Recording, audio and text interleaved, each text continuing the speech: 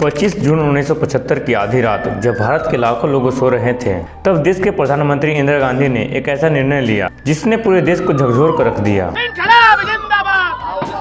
भाइयों और बहनों, राष्ट्रपति has proclaimed emergency। उसने आपातकाल लगाने की घोषणा कर देती है। भाइयों और बहनों, राष्ट्रपति जी ने आपातकाल की घोषणा की है। इससे आतंकित होने का कोई कारण नहीं है। पर दोस्तों, सवाल यह उठता है कि अचानक से इमरजेंसी लागू क्यों की जाती है। जय हिंद दोस्तों।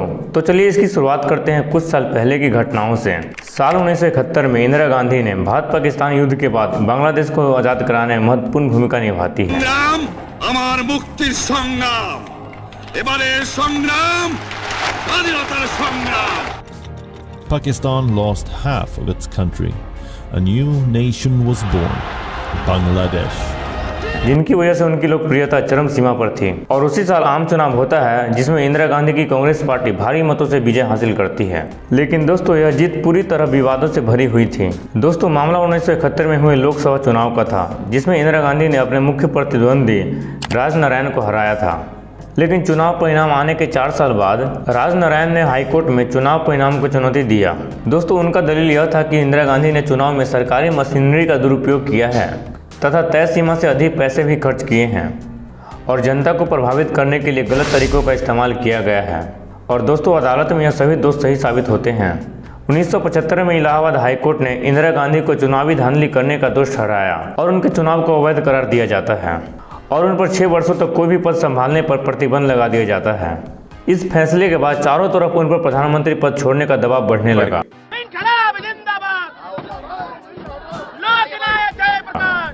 लेकिन इंदिरा गांधी ने इस फैसले को चुनौती देने के बजाय एक ऐसा कदम उठाती है जो भारतीय लोकतंत्र पर भारी पड़ा। इंदिरा गांधी उस समय के राष्ट्रपति फखरुद्दीन अली अहमद से सहमति लेकर देश में आपातकाल लगाने की घोषणा कर देती है और कहती है देश में अस्थिरता के चलते यह कदम उठाया गया है।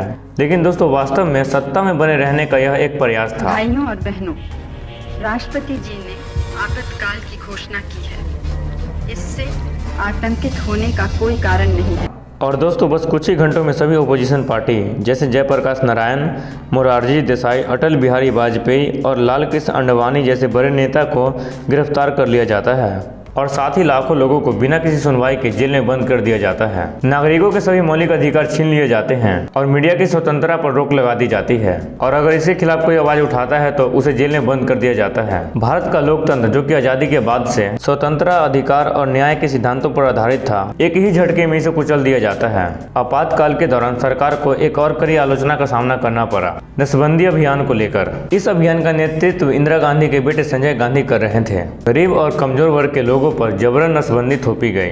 हजारों लोगों को बिना उसकी सहमति से नसबंदी का सामना करना पड़ा। इस अभियान ने जनता के बीच जबरदस्त गुस्सा और असंतोष की भावना पैदा कर दिया। पर दोस्तों, सवाल यह है कि क्या पूरे देश ने इस आपातकाल को चुपचाप सहन कर लिया? इसका जवाब है नहीं। देश भर में विरोध की आवाजें उठी। कई संगठन और आम लोगों ने इस तानाशाही के खिलाफ आवाज उठाई। हालांकि पुलिस और सेना का भारी दबाव था, लेकिन देश भर में विरोध थमने का नाम नहीं ले रही थी।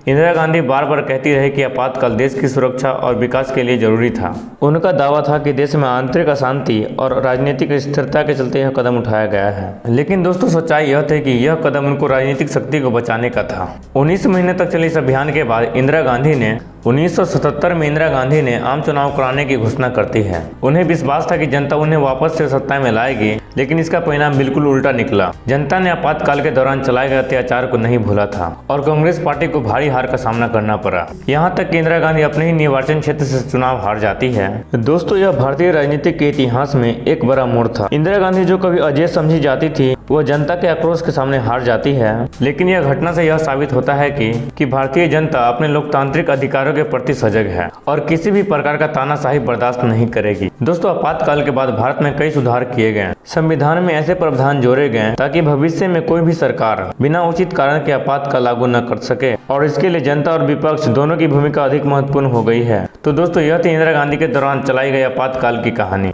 एक ऐसा समय जब भारतीय लोकतंत्र अपने सबसे कठिन दौर से गुजर रहा था और यह हमें याद दिलाता है कि लोकतंत्र की रक्षा करना हमारा कर्तव्य बनता है और हर नागरिक को आवाज उठाना महत्वपूर्ण है। दोस्तों, इतिहास से सबक लेकर हमें यह सुनिश्चित करना चाहिए कि ऐसी घटना फिर कभी न दोहराया जाए। थैंक यू दोस्तों, बस इतना ही। मिलते हैं फिर नेक्स्ट वीडियो में।